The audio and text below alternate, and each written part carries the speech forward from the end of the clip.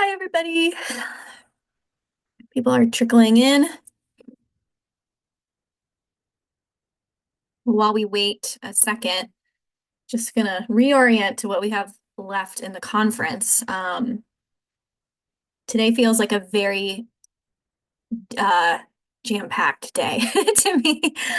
Very in-depth information, which is awesome. So we all might need to have a little bit more energy drinks today. So I'm going to talk about resume writing tips and tricks.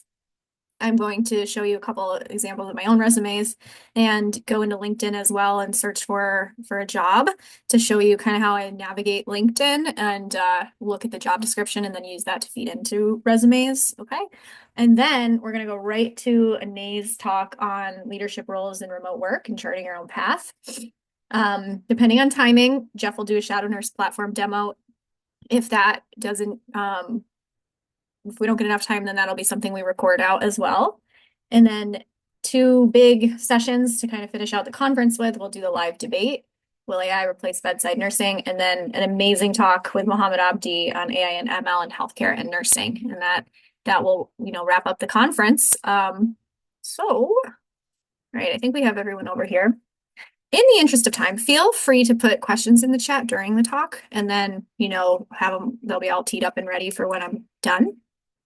That might help a little bit too. And my throat is hurting a little bit at this point, so bear with me on that. Okay, I'm gonna go ahead and share my screen.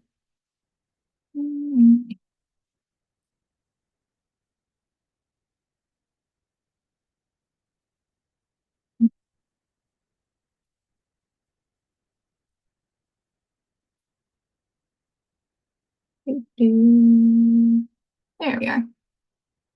Share, present, present. Okay, resume writing tips and tricks. All right, introduction. So, as you guys have heard me say, I've reviewed thousands of resumes, and nurses do struggle to translate clinical experience to remote friendly language. The core message here is that traditional hospital-centric resumes aren't enough, in my opinion, to stand out in a crowd when you're applying for remote positions. A lot of the companies online, that are more tech forward, also they don't necessarily use the ATS systems as much as hospitals do as well. So we'll talk about that. And the goal of this talk is to equip you with actionable resume tips and increase your confidence as well, all right? And give you some real tools that you can use. All right, here are some common pitfalls to be aware of. Too much emphasis on patient care or charting tasks. Okay, so caveat, it's more about rewording the patient care and the charting into language that matches the job description that you're applying for, okay? So remote recruiters outside healthcare likely won't see the relevance. So figuring out the, equal word or, similar word in that industry that you're applying for what you do day to day will go a long way. You do need to put context to your credentials. A lot of the recruiters and hiring managers are unfamiliar with the credentials that we have after our names. So definitely put it next to your name at the top. But write them out for sure. Either in the credential or licensing section of your resume, or even write in the summary paragraph at the top if it's relevant for the job you're applying for. So black and white text, that's more ATS. Okay, so just like very clearly written out, and I'll show you my example. That's more for software that the resumes are uploaded into, and they scan your resume and pick out keywords that the hiring manager, or the department has identified as, ways to kind of narrow down the applicant pool. In a setting like you're applying through LinkedIn, I really would recommend you have both formats, kind of the more black and white format, and something that stands out a bit more that you can apply for with and also share to the recruiter or hiring manager. So if you look on the left here, this Melissa Smith, that's an example of it's not a typical resume where you're trying to cram in a lot of words necessarily. It's more of something that you have a face, you have some visuals with, kind of where she ranks herself on the skill sets from 1 through 5. And it just shows me, that she's creative, right? It says under her name that she's a creative director. So I would expect some of that in her resume as a demo. So depending on the role that you're applying to, it's probably worth it to spend time building something and creating something like that. Okay. Oh, sorry. So we did cover this yesterday, but I'll summarize it again. So you do need a tech skills section on your resume, technology skills. Slack and Microsoft Teams for sure. Slack more importantly than Microsoft Teams. Google Workspace, Stock Sheets, Drive, and Gmail. Project management tools. Pick one, if you've used it, kind of learn about it on YouTube a bit if you haven't use them in your work, but definitely have something like that. ChatGPT, as we've been talking about, video conferencing. I think all companies use Zoom, Google Meet, and MS Teams at some point. So having those familiarity with them all. And then Microsoft Office, less so, but if you are working, if you're going into a place that is a bit more traditional, like pharma, they use Word and Excel and PowerPoint for sure. And probably some departments use the cloud-based platforms like Google Workspace, but there are other departments like, maybe the actual pharma teams and the therapeutics teams working that would be using Microsoft Office. So it's good to have those, cross-functional tools. All right, we talked about this yesterday. I can't emphasize it enough though to quantify your achievements. So here are some examples. Manage a team of 10 RNs, reducing shift turnover by 15%. So numbers help recruiters see the impact of your contributions. Implemented a new patient tracking system, saving 10 staff hours per week. These are generic. I have more detailed ones on the next slide. And, here's a counter to consider. Provided wound care. Use provided wound care to 20 plus patients daily, achieving a 95% positive outcome rate. So these are just examples, right? And then here's some more that I came up with that resonate probably a bit more to your day to day. So maintained a X% documentation accuracy rate in the EHR while overseeing an average daily census of 10 patients, streamlining remote chart audits for the department. I think almost any of you could put that on your resume. You're in charge of figuring out your documentation accuracy rate, right? But you could ask your manager, you could say, hey, how's my documentation look? How often are you auditing it? Anything you want me to work on? Thinking of your role in metrics and then gathering the info is very doable. And I thought about this kind of overnight and this morning because there were some questions about it yesterday. But taking a step to identify what places in your workflow you can quantify. I think this one's really doable. And this would show me, that you're thinking of your role in this way and that you are kind of analytically minded, which is definitely a mindset needed in remote work. Here's a second example. Served as EHR super user, training 20 staff members on new documentation standards, leading to X reduction of charting errors. Again, you could gather this charting errors number from your auditor, maybe it's your charge nurse that's tasked with that, or your management, your assistant managers or managers. You can even go in and look at your own past charting and kind of figure out what your own, error rate is. Like if you forgot to chart like a urine output one day, you can gather your own data just like that. And it can be very narrow, very specific, but putting that effort into your resume will go a long way.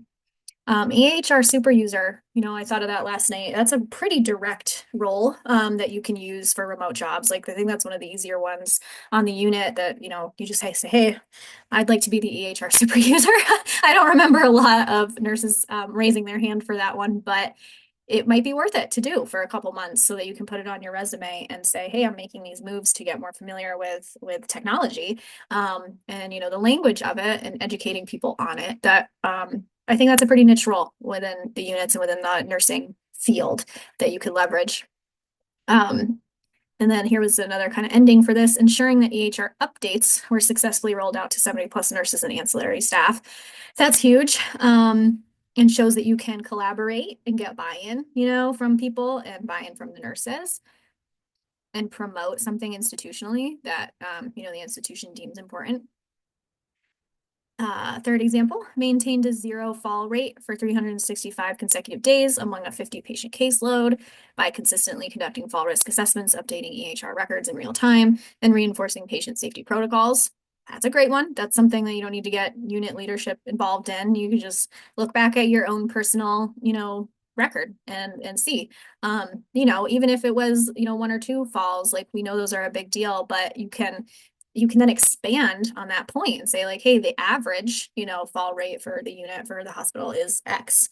this is me, like across my patients. And that can be pretty impactful. And, as I was going through this exercise, I was like, yeah, I don't think we think of our jobs like this most of the time. Like we're not trying to, analyze our own individual performance on our own. In a way, we walk around kind of afraid that managers or somebody else is going to be evaluating my performance and I'm going to get in trouble, right? But data isn't like a pro or a con, it's just facts, right? It's just something that if we can get an accurate measure, then we can do something about it, whether improve upon something or see opportunities for growth, or say, hey, looks like I'm really skilled in this area. How can I help others become skilled in it or support others that maybe it's a growth opportunity for them?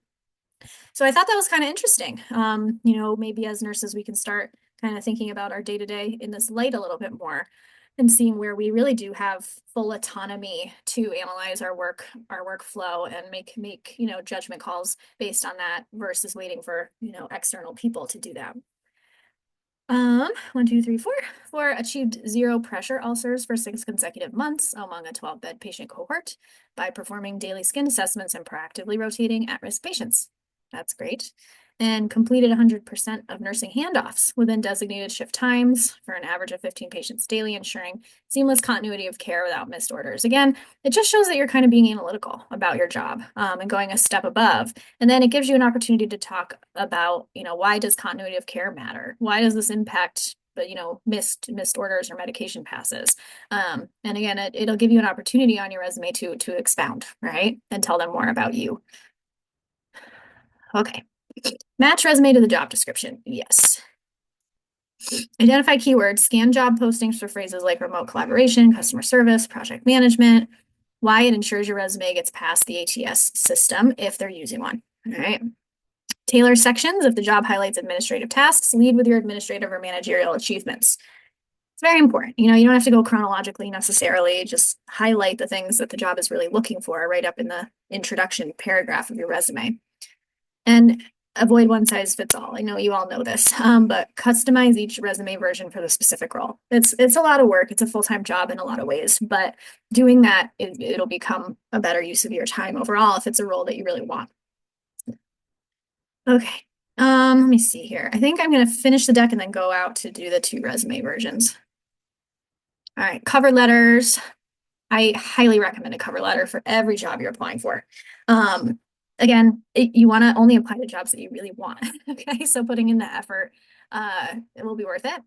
But a cover letter explains your career pivots or highlights relevant remote skills or, that translation that needs to happen. And I think we all wonder if it's necessary, but when you're a nurse trying to go into a different industry or into a remote role, I think there is some explaining, unfortunately, but there's, like we talked about yesterday, there's a discrepancy between, the people hiring for these roles and what we know our skills are and why we are good candidates for these jobs. So the cover letter is that bridge for them to really hear where you're coming from and hear your voice and hear your story about why that job makes a lot of sense for you on your career path.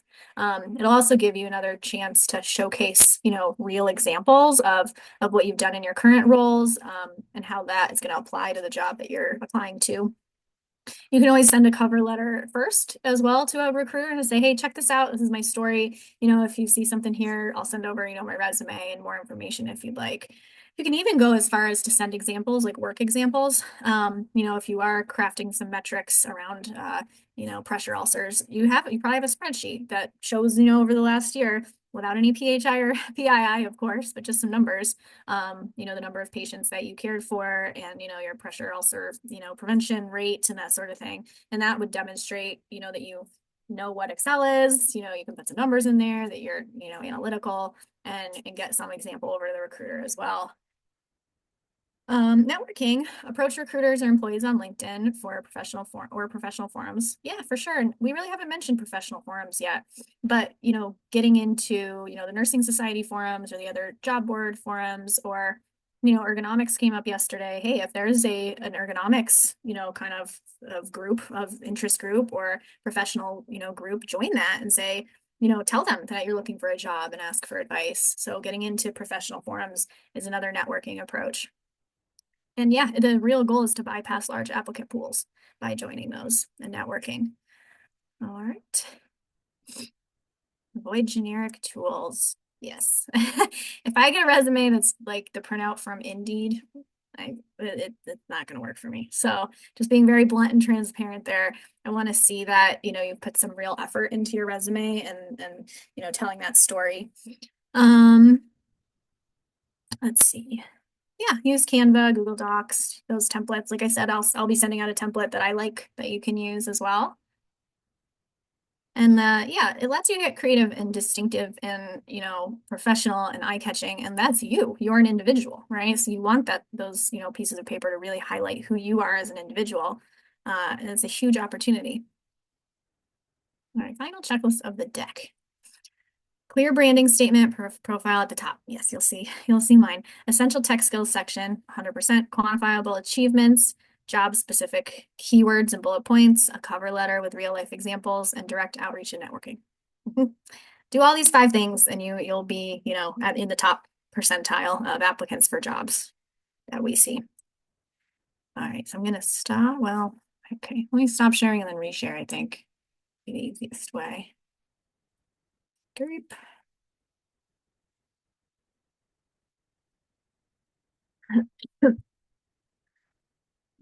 Water.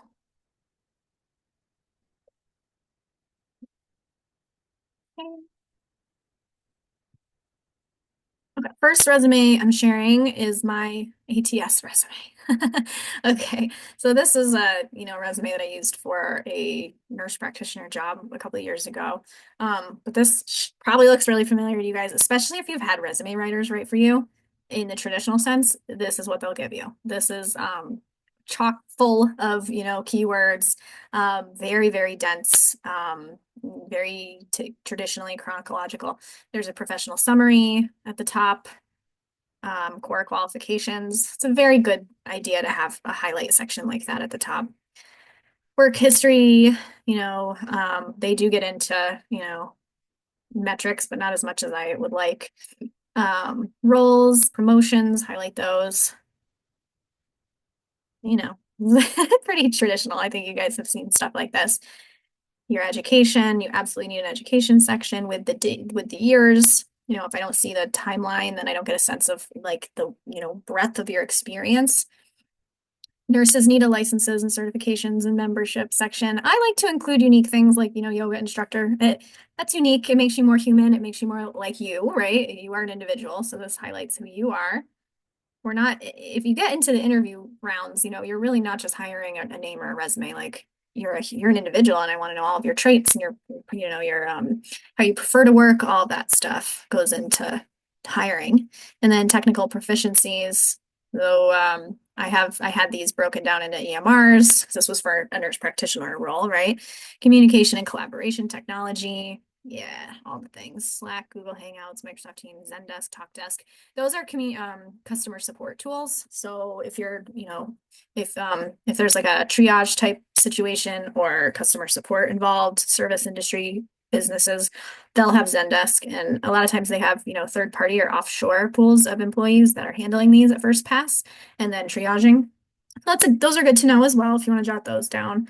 Okta, that's just like a wall essentially for remote work that keeps the internal and the external organizations, separate. Zoom, data management, Advantage EDC, Data Rave, those are clinical trial tools. And then Microsoft, because this was a bit more of a traditional role. SQL, Tableau, somebody asked about coding earlier. SQL and Tableau have some coding. SQL is a database, tool that you can prompt and ask for, data queries. It's a querying system. And then project management, Jira, Monday, Notion. ClickUp is another one I don't see around as much anymore, but that's another one out there. So this is that ATS type of resume, very traditional. And you do have to ask yourself, like, who's hiring? Like if I was going to apply for another job as a nurse manager at a hospital, me, I might add a few quirky things to stand out a bit, but I believe if you put an image on here, then the ATS system might not even know what to do with it. So careful with those. But yeah, as much as I don't like it, and I think, if my resume was against 100 others, it would look exactly the same, but it doesn't highlight me at all as an individual. So can I just click over here? Yes, I think you guys can see this. Okay, So this is more of a remote work, kind of outside the hospital system, outside the box kind of resume. This is my preference. So, as I review resumes for shadow nurse and such, this is automatically going to stand out more because of the image. I love the images. I mean, either way, I'm going to go to LinkedIn and see your face. And if you don't have a LinkedIn image on there, and I know it's a personal thing, it's hard to put your face out there to the world sometimes, but it goes a long way to be able to see, your smiling professional face and just get a sense of who you are. This is how we connect with each other, right, as humans. Um, so here is, this has personal stuff in it too. So, just be nice about that, right?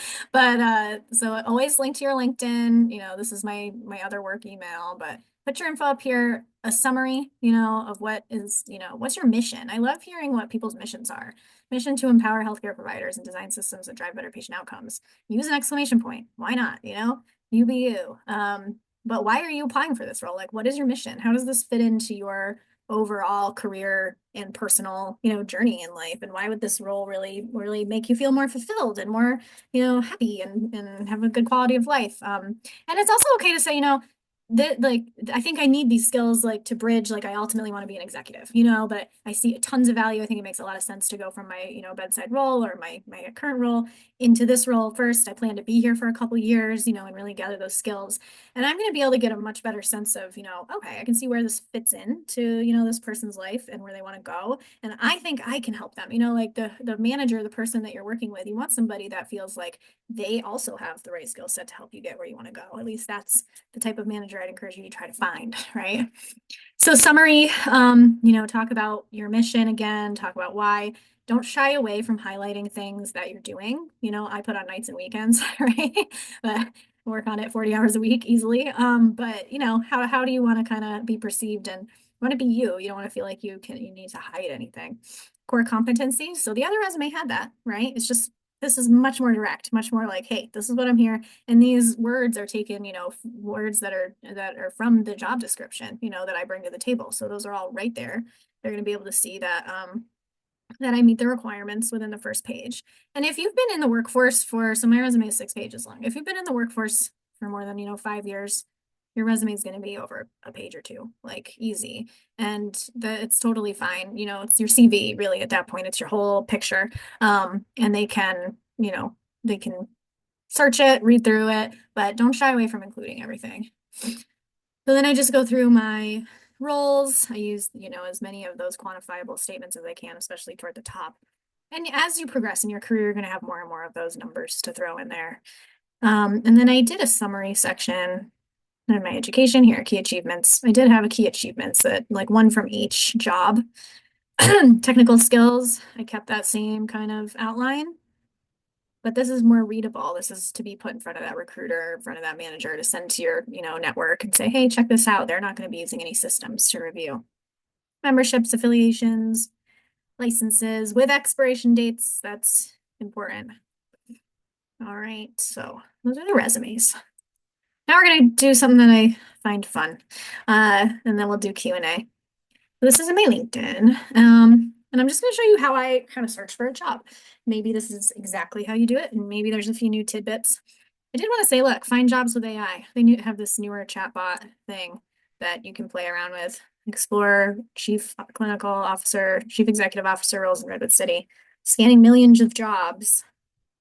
And then it says, show more what it thinks I could be a good candidate for. I'm not a good candidate for any of these, but it's just based on what's on your LinkedIn. So when I help nurses search for roles, I actually use their LinkedIn. Like, I go into their profile because using my own search for jobs is just, it's not, it hasn't, it's learned way too much about me and it takes a lot of time to rewind that. So I have, they share their LinkedIn profile with me and then I start training their system, right? Your own profile.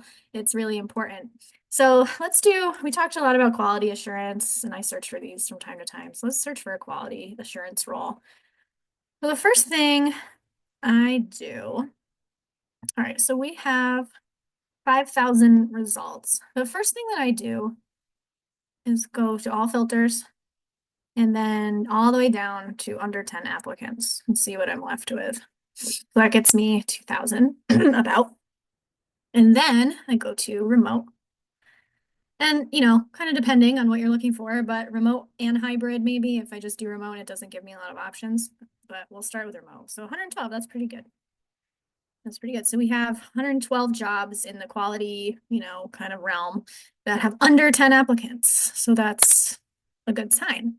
Um, that's a good number. I probably wouldn't filter down anymore. I would just kind of see what we have here. And then from your, nursing lens, scroll through and see what we got. This one's interesting to me. Associate Director, Clinical Quality Assurance. 5 people clicked apply. And I'll just highlight some things, right? This is not an easy apply role, so it'll say easy, apply. That's another filter you can do. But if your resume is uploaded into LinkedIn and, your profile is totally up to date, you can apply to jobs in like 2 seconds. Within the same category, right? You want to be very careful. Like, is this way too far outside of the resume I just made? Is it going to feel weird? But that's a good shortcut to use. So then the next thing I'll do is just go right down to the requirements. So bachelor's degree, 8 years clinical research, operations, data management. I have that, but I don't really have this 3 to 6 years of clinical quality assurance. You could make an argument for that, right? Like that's an area where you could say, hey, I recognize that I don't meet this minimum, and you could ask that in your, cover letter that you send in first. But I have these other skills that I believe translate. So all right, I might not spend too much time on that one, but let's keep going and see what else pops up. Medical case manager, California. Probably would qualify for that, and probably a lot of you would too. Medical case manager. So the first question is like, do I have to live in California? Right? I really try to skip over all these enticing things that they put at the top to see if I even, or if my person I'm working with even qualifies there. Work from home position, local field case management, travel. So that came up yesterday too. Some people don't want to travel at all, but some people, hey, if it's, 20%, that might be worth it. That might be cool. Gotta be flexible a little bit. Qualifications, associate's degree, relevant coursework in nursing, BSN. Cool. So they want a nurse. That's amazing. Minimum of 1 to 3 years of diverse clinical experience. Yeah, certification preferred. Okay, so they might pay for you to get certified. I would absolutely ask and not just go ahead and get this certificate before applying. RN, so good. Yeah, like all this stuff is pretty doable. Travel, yeah, so you probably need to live in Cali, but a lot of you do. So that, that's an interesting job. We're gonna keep going. I'm gonna try to find one that's fully remote. This is a pharma company, by the way, oncology.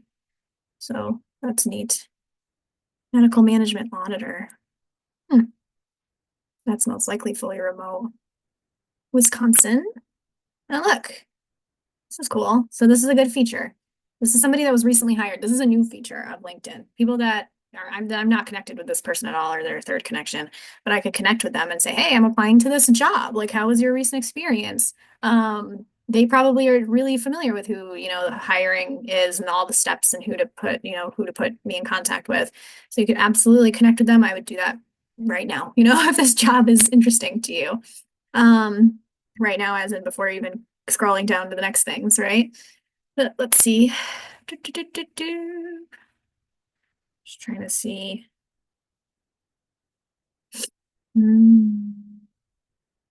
Central. I don't see anything that says you must live in Wisconsin. So get some. Let me see here. Control F. I won't go down that path.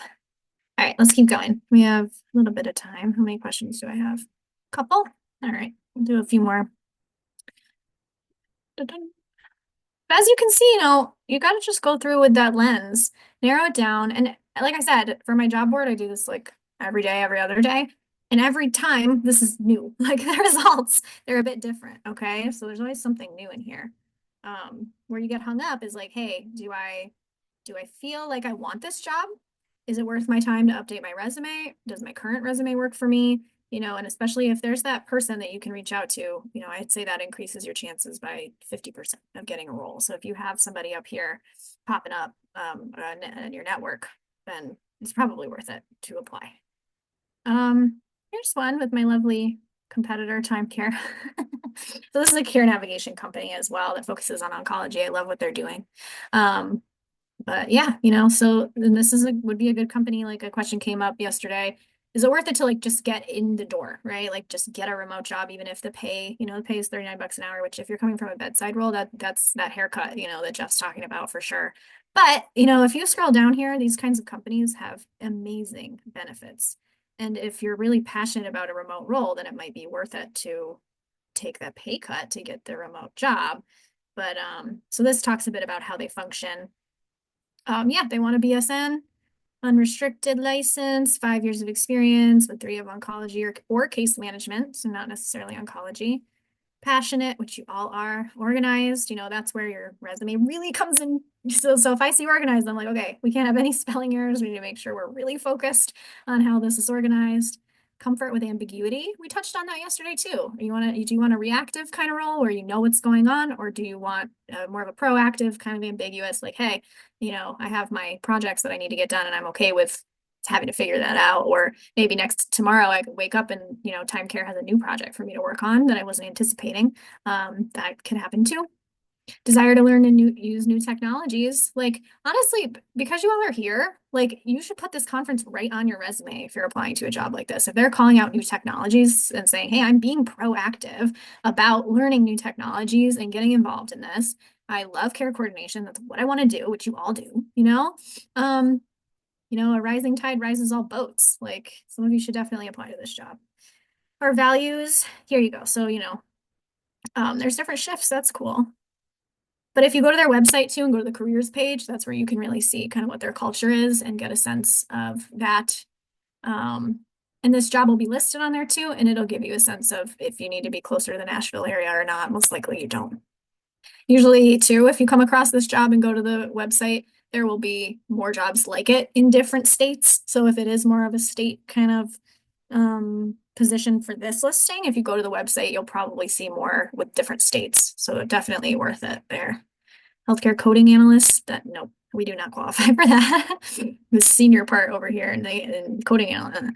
But hey, they're interested in healthcare coding, obviously. It's Blue Cross. So that might be one where you say, I'll go to their website, to the careers page, and look and see if there's any kind of adjacent roles for nurses here, maybe in quality.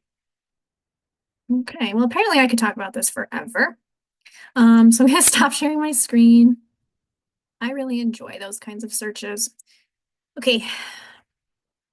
These are a lot like the performance statements we write every year for our performance reports in the military. Very helpful. Yeah. Uh-huh. And thank you for your service. Will we receive the PowerPoints and the information sent out? I could not write all the last slide. Yes. And I went over in this morning the tools that we're going to be sending out. So part of that is like a remote, work A to Z, how to apply to remote jobs, and all this content is in there. Okay. Was wondering if most jobs require school, like BSN, or more on the side of experience ADN. Totally depends on the job. As you saw, like the care coordination, usually things that are patient interacting. Yes, you need, your LVN, BSN, something like that. But some that are more in, quality or more of the tech, like project management jobs, you don't need necessarily a clinical degree. Do you pay for LinkedIn membership or use the free version? If you're applying to remote jobs, like it's almost like you have to apply for the premium version. That's going to give you insights into which of your connections work at these jobs. It gives you more credits to send messages to people. So if like we're talking about networking, you want to have, full permissions, full accessibility to send messages to your first, second, and third connections and reach out to recruiters. A lot of times that requires, they're called credits. So it's worth it, for the month or two, or, that you're going to really be digging deep. And I know it can go even longer than that, but, my point of view is yes, it's worth it. And a little like secret tip, if you pay for it and then, your membership's about to come due again and you go to cancel, it should put a pop-up up that says, wait, don't cancel, like enjoy another 3 months for 50% off, or, maybe even a month for free. So that's a little pro tip that comes up. Any advice on how to know whether to use an ATS format or the more unique format for any given job application? Well, again, the only filter I have there is like if it's more traditional, like a hospital setting. So even if it's a remote role, but it's like within their IT department, probably just the application you're submitting, use like an ATS format. But for things like sending out to recruiters or people directly, or like the hiring managers or jobs more in the tech sector, then I would use the kind of more modern version. Okay, Jeff, anything from you? Otherwise, we're going to take a 2-minute break before we come back for a nice talk. Okay, all right. We'll see all of you in the next section.